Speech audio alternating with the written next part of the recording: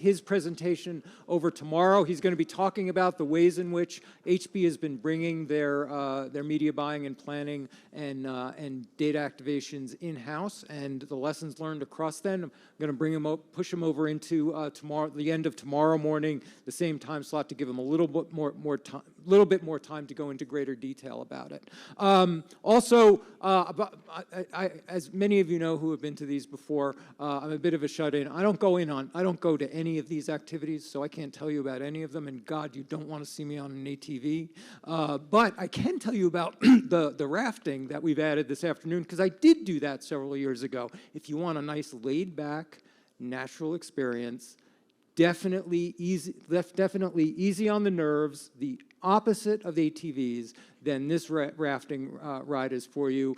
Some in the past have brought coolers with them, and it's about an hour-and-a-half rafting ride down the Truckee. It's very calm, beautiful, sounds great, and you're in a large raft with colleagues.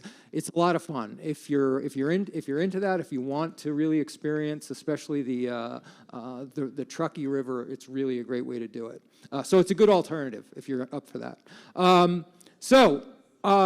I wanted to, as I've been trying to do all throughout the morning, is talking about execution and taking some of the concepts, like as we did this morning, talk about first-party data, but talk about how it's actually being executed within companies, how they're building and activating it. I wanted to talk about transparency, a concept that, of course, we've been gabbing about and aspiring to now for several years. But as we've seen, it's starting to be implemented as part of the fundamental relationships that clients have with their agencies, with their DSPs, and throughout the supply chain. So I wanted to further this concept of what it means to plan for transparency, or at least plan with transparency in mind, that you're trying to do the sort of thing that Evan talked about at the opening, of getting that clearer view through to the publisher and the consumer, but also an understanding of the fee structures, what you're spending where and how much, and how this figures into the planning process, how it's a matter of sharing KPIs, the ways in which you have shared definitions of transparency, what that even means, how you're building RFPs for it.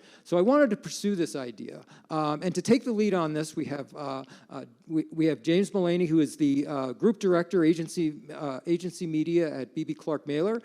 He works across multiple verticals there, direct response campaigns, e-commerce, subscription, app downloads. He works across all the verticals like CPGs and energy. Please welcome James and our panel. Thank you. So I've learned quite a bit this morning already. One is that the bacon is very crisp outside. It's that the Lincoln Memorial had a bird shit problem, and that you all love saying transparency. I was taking a counter earlier, 151 times already since this mic was turned on at 8:30. So what better opportunity than for us to talk about it a little further? Counting. Analyst. So the word transparency can mean quite a bit to our personal lives, whether it be seeing the caloric count on a chicken Caesar salad, or last night at dinner, the seafood pasta, needing to know that the origin of the mussel was from Canada and not the US. To even Uber drivers, we need to know precision of when they're arriving, how many rides have they given over time. Transparency is all throughout our daily lives, and in particular, in the digital space, if you're playing buzzword bingo during a pitch or presentation, if you see we're fully transparent on your bingo card, you're probably going to have that box ticked. So we first sat down together and figured out what is the definition of transparency that we want to use, or what is the three categories that we want to focus on. So the first is transparency in the terms of cost of media. Second use case is transparency in terms of data, the data quality, where the data is coming from. And the third is from a performance standpoint, ad delivery, where are my ads running, how are they doing? So within those three categories, we also figured out that each one of those different elements means something different to you based on your role and responsibility.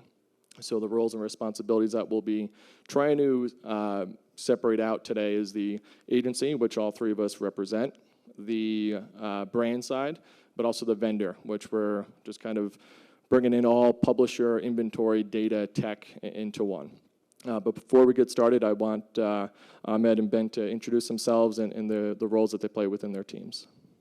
Hi, everybody. My name is Ahmed Al-Wiley. I'm at Active International, and I lead the Programmatic division. I also head all data and insights at Active International. Hi, I'm Ben Havanas. I work on the. Oh, are we not on? Oh, there we go. I'm Ben Havanas. I work at Omnicom. I sit on the Enterprise Partnerships team, which looks over our activities across the holding company, and I work on marketplace intelligence and innovation.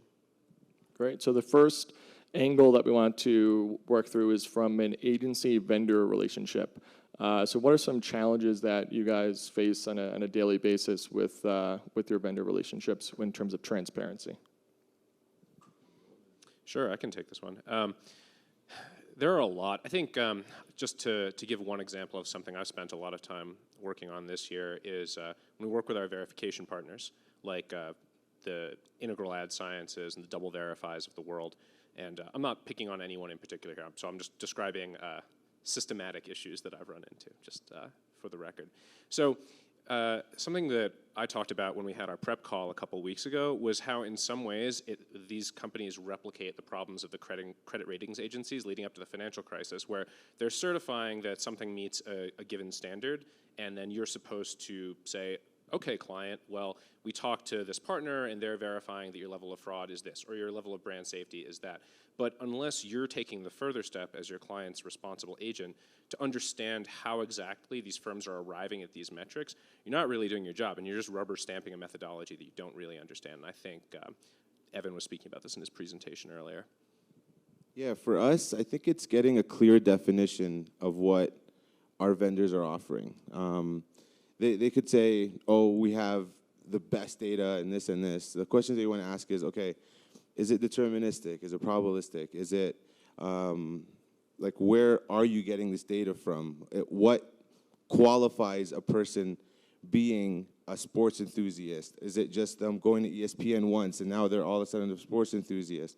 I feel like these are the kind of questions that we have to ask our partners, and there's a lot of times where things are oversold in the beginning, and then once you run the campaign, you're like, well, I thought it was done this way, and they're like, oh yeah, well, I might have kind of oversold it a little bit, but so those are the issues that we deal with on a regular basis, and I feel like holding accountability and just setting upfront metrics from the get-go and understanding where everything is coming from, that's what kind of determines the success for us.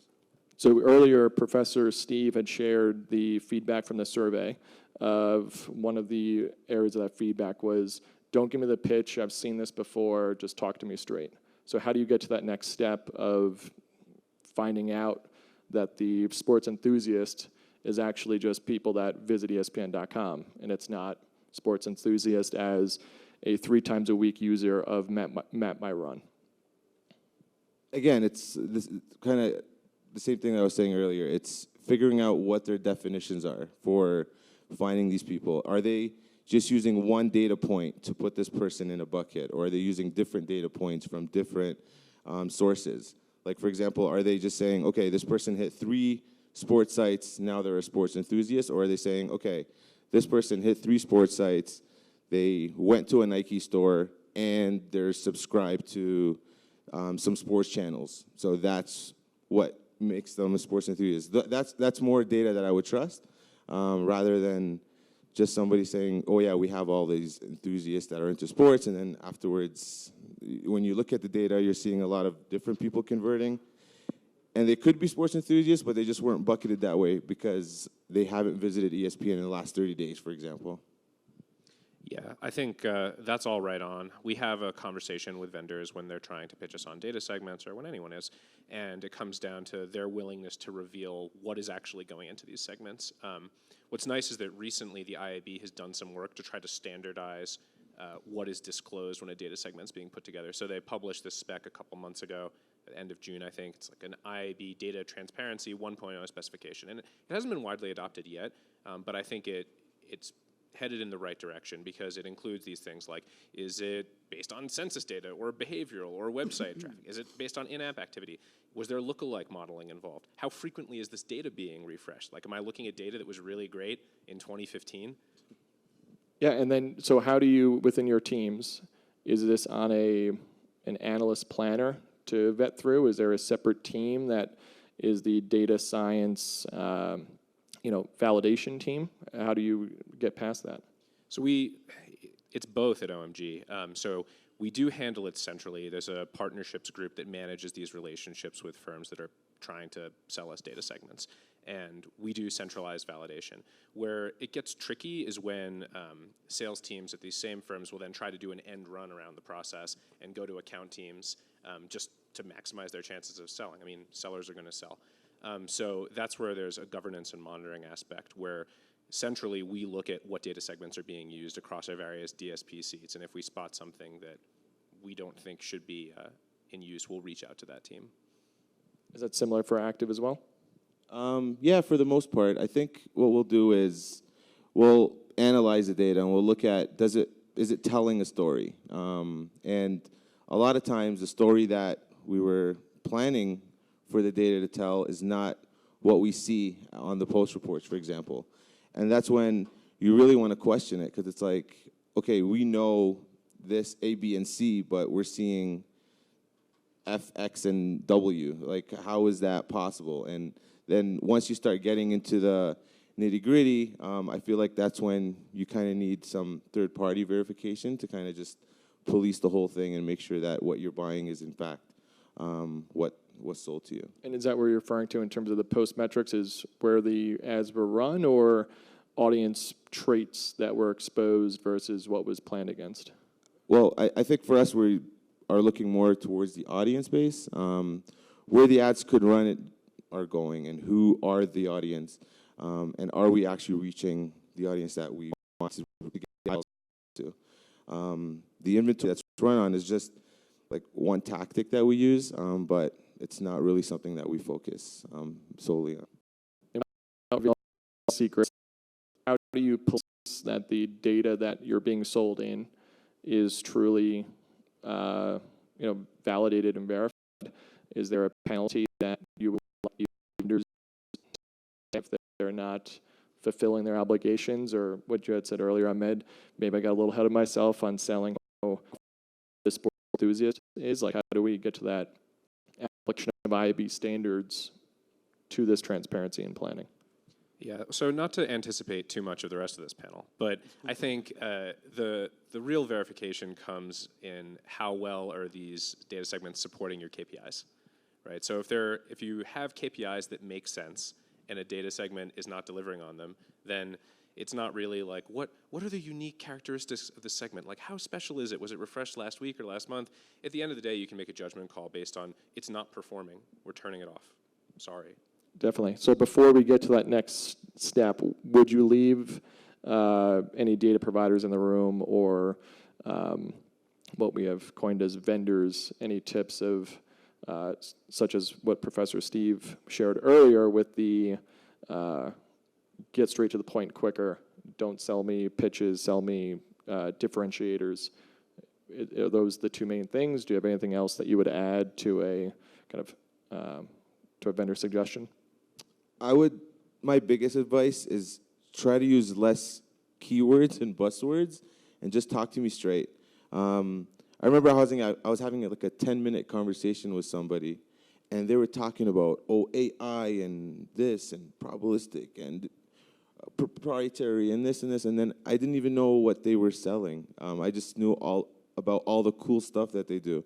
And it was like, I left there, and then I had more questions than I had when I first started. And I feel like, just get to the point when you're talking about your product and what is really different that you can offer that nobody else can.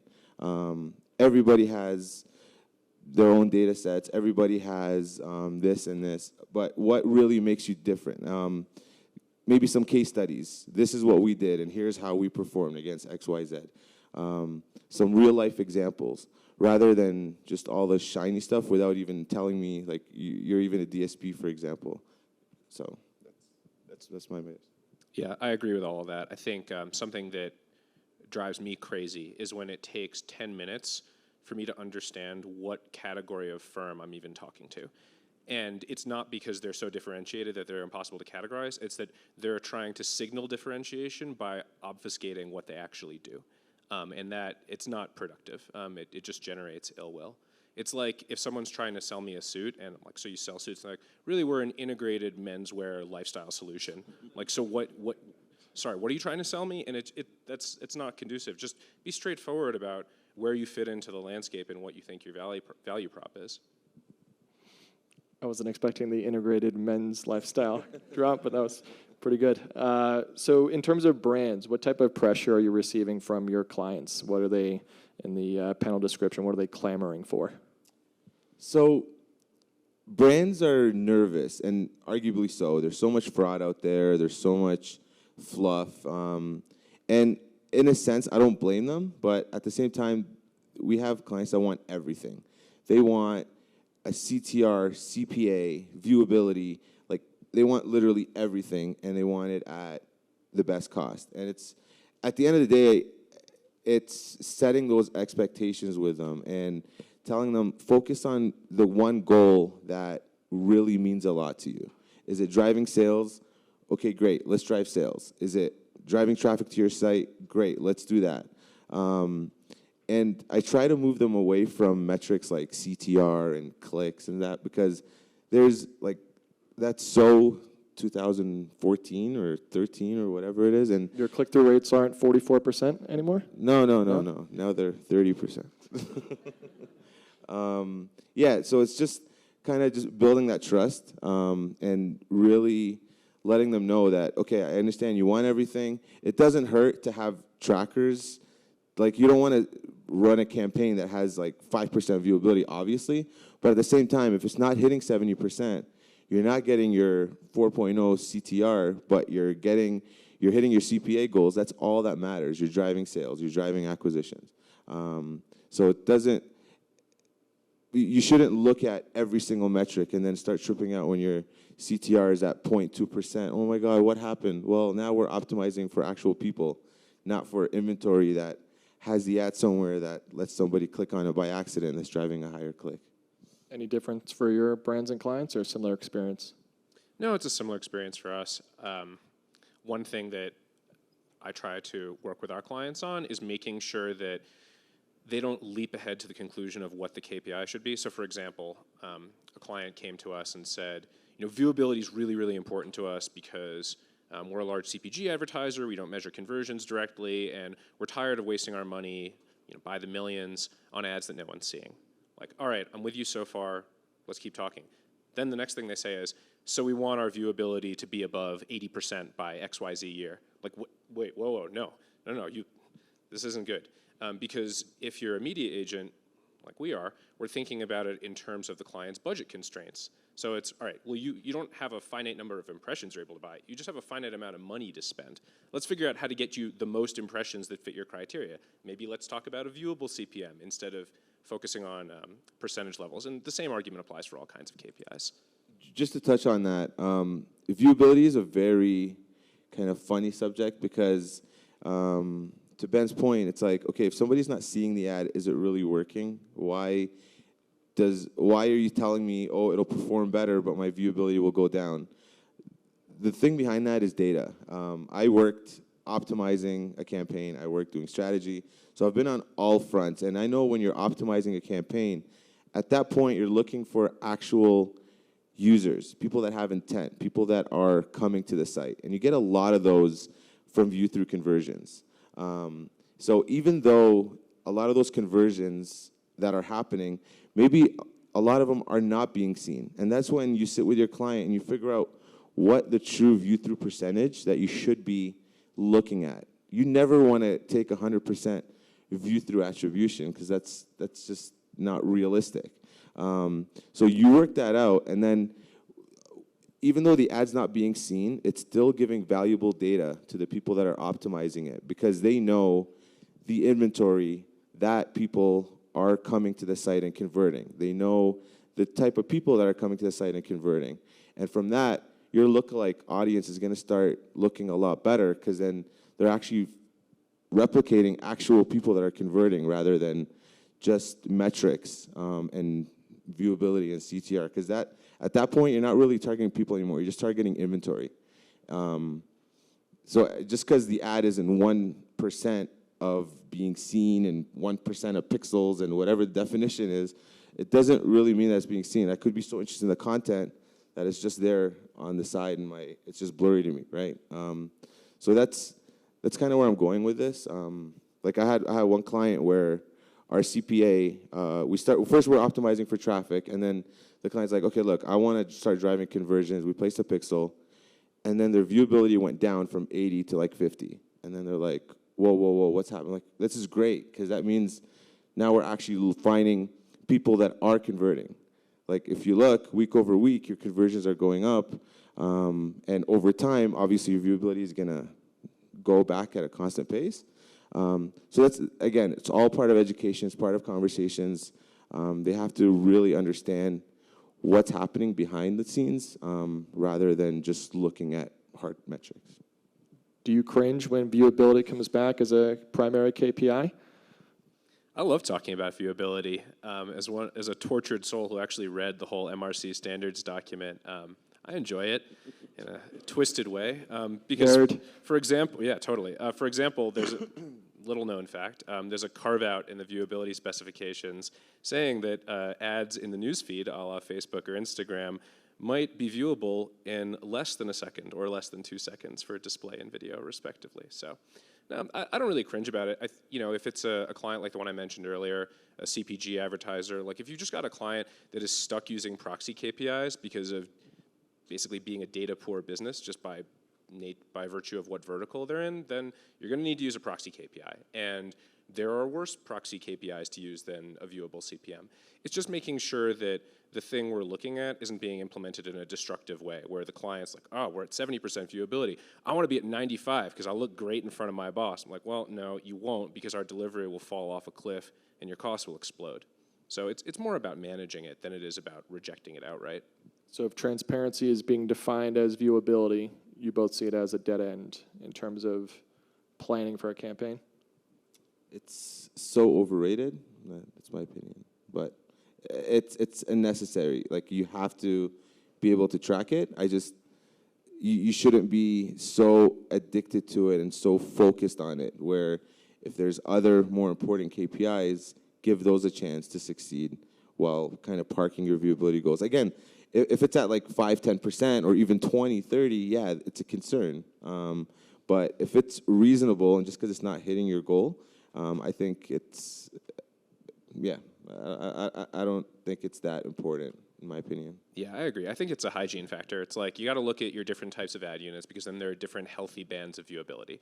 The standard viewability on Facebook is not the same as it is on YouTube, is not the same as it is for a banner on the open web, right? So you need to establish, like, okay, what is the number below which alarm bells need to start going off? And to your point earlier, like, oh, our CPAs are so low and we're at 1% viewability. Like, probably all you're doing is cookie bombing, and you're not actually generating conversions at the margin. So it can be useful to that extent, but it shouldn't be the most important thing. And Evan from T-Mobile earlier today was mentioning how within his own internal teams, it is a long education process to get its internal folks to stop asking about these proxy secondary metrics. So do you have any tips for other agency folks in the room or brand folks of how you've been able to, does it take 3 years of a client relationship to build that trust that they're not looking at transparency and they just are looking at the bottom line? Like, how do you get to that next level? Is it vertical specific? Yeah, I think the approach has to be vertical specific, because T-Mobile is getting a lot more data on its customers than Joe Auto Company or Susie CPG, right? And so, what you're able to measure determines how you have those conversations. I think the one thing that's a universal truth in terms of educating people and changing the conversation is stressing the importance of incrementality, making sure people understand, like, what does that even mean? And then educating them about the scientific mechanisms by which we can figure out what it is. Whether it's ghost bidding, whether it's match market tests, like, there are lots of different tools in our toolbox to help us find out what the actual impact of our ads is. And if you can get all parties aligned on like, what is our source of truth? Like, what do we have the most confidence in? Personally, for me, I think randomized controlled trials like those are awesome and probably the strongest signal you can ever get about whether or not ads are working. They have their own limitations in terms of scale and granularity, but as long as you can get everyone aligned on like, what is the highest standard for truth here? Then you can lay out a testing framework and roadmap and KPI framework that aligns with that and makes sense. I think you're in a lot of trouble when you've just got a bunch of people being performatively skeptical, like, oh, we can't really trust that. Oh, who knows anyway? Oh, what does that even mean? And I get where that impulse comes from, but it's actually counterproductive because it precludes the possibility of actually getting to the truth. So source of truth equals transparency. Well, how did we get off on the wrong foot where we have to now tread water and figure out how to then regain this trust and get past these transparency questions as related to a inventory site list of where all the ads were delivered and viewability metrics that are sourced from nowhere? So trust is the biggest thing here. I feel like as agency, we have to have our clients trust us, where they don't need us to send them reports that are policing what we do. And on the flip side, we have to build relationships that we're able to trust the people that we're using to execute our campaigns. So that's on us to do the vetting, to ask those tough questions before the campaign starts, and not really just going off of what somebody says, because there's a lot of times what's said is overstated, where you do the vetting, you get case studies, you get some other components that is really justifying or validating what is being sold to you. So there's trust on both sides, with you and the client, and then more importantly, with you and the people that are executing it, that are telling you, this is the data that you're buying, this is where they're being seen. And again, like if I pull a site list, I'm not gonna go there and I'll be like, hey, why is Joe's Auto showing up on top of my sites here? That's because Joe's Auto is generating a 1% CTR, so that's why it's always showing there. Or on the flip side is maybe there's auto intenders that are going there, but Joe's Auto has a 2.2% CTR, but it's generating conversion. So there's a lot of trust and inspecting the data, making sure that what you're getting is what's being sold, but you don't want to police it too much, because you have to be able to trust your partners. Any final comments before we open to questions? Any other MRC excerpts or anything else to add? That's my one fun bit of MRC spec trivia for today. Sorry, everybody. I agree with all of that. I think the question of how did we get to this place where there's so little trust is a panel all of its own, and it would be pretty dark.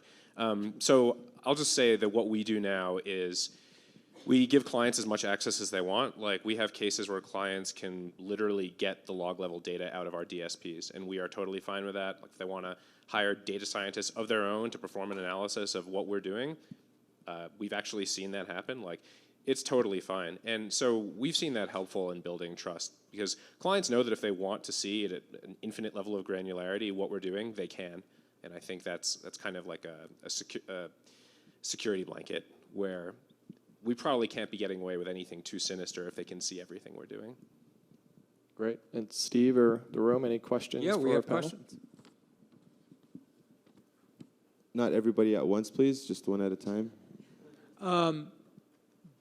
Ben, since you mentioned the IAB data transparency 1.0 standard that came out, I'm curious, you said there's sort of limited adoption right now. Who's going to drive that adoption? I mean, ultimately, don't the buyers and the planners have to drive adoption of this by insisting that their vendors use it?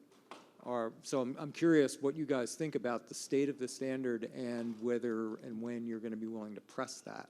James, too, if you want to answer. Overall, I think it is on the agencies and the big spenders. I mean, I don't think you're going to get a couple of mom and pop clients driving change. I think it's the 2% of brands that spend 98% of the ad spend are the ones that are going to drive that. And then it's on the the end media buyer, if you have within your IO or MSA, whatever that agreement is, that it's abided by clauses blank, blank, blank, then it's working with some of these other verification tools to ensure that that's the case, whether that be from a data commitment or inventory, and assess some penalties. So I think it's those that have the biggest weight, I think, will have the biggest impact on enforcing that. Well, my question is very direct. Are you guys ready to do this? And if not, why not?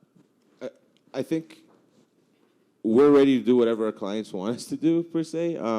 Like if you look at the history, the first cool thing was ad verification, brand safety. Then it was viewability, and then it was transparency, and then it's AI. So I don't even know if it's needed per se, but it's all to where the industry is moving. If there's enough people that are saying, oh, we want this, then sure enough, it's going to adapt to more and more brands, and then it's just going to become a standard. At BB Clark and Myler, we work with this limited number of partners and vendors so that we're not as exposed in terms of scale or variation. So from data, Oracle Data Cloud partners, and try to limit our exposure based on that number of partners that we work with. Then you guys are among the biggest. If you guys move in that direction, Sure, so then everybody follows. The specification is a great starting point. I think the thing that everyone has to bear in mind with it, before we can get too excited, is that it's all self-declared. So we're reliant on the truthfulness of the person making the declaration that the segment contains what they say it contains. And that does not always happen in our industry. So a recent example of this was when auction type started changing in programmatic. And there's an auction type field in the bid request that you can send out. And it is in your financial interest to declare that a first price auction is actually a second price auction because it induces higher bids. And indeed, we did see bad actors doing that. So there's an issue of verification that's tied into the spec. And until that's addressed, I don't think you're going to see the big holding companies pushing it very aggressively. Yeah. Is it on? Hi, Liz Lee, Director of Data Partnerships at Ibotta. Question for you guys, because I know you're talking to clients directly a lot of the time. I know we all in this room are talking about CCPA and privacy, and just while we're on the subject of transparency, specifically as it relates to data, I know that right now a lot of platforms are thinking about this, companies are thinking about this. Like if you want to run on Facebook with data, you basically have to give the liability, you have to take on the liability yourself.